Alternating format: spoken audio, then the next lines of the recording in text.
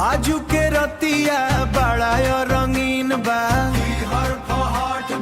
लूटा बरतिया हो कि माजाजू के रतिया, तोहरे संगे बीतेला प्यार भरी बतिया। चंदनी रात में चमके तोहर मुखाड़ा, देखी के दिलवा हो गइल बावरा। तोहरे नैना के कजरवा मारेला, धीरे धीरे दिलवा के चुरावेला। छुए के बहाना बना के सजनवा, धड़कन बढ़ावेला रतिया। लूटा बरतिया हो कि मजा आजू के रतिया हो, तोहरे बिना सुना लागे दुनिया।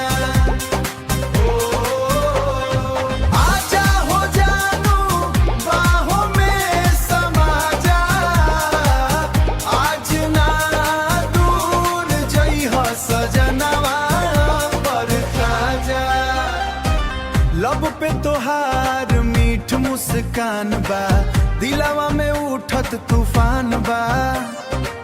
साड़ी में लागेलू परी जैसन, देख के हो जाला प्यार जवान। रिमझिम बरसेला सवानावा, भींज गइल दिल के अरमानवा। तोहरे संगे बितावे के मन करे ई प्यारी प्यारी अरी रतिया। धीरे धीरे बोलेला पवनवा, तोहरे नाम लेके धड़के मनवा।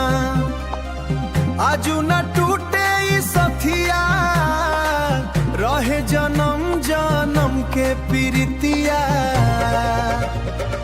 लूटा बरतिया हो कि मजा आजू के रतिया हो,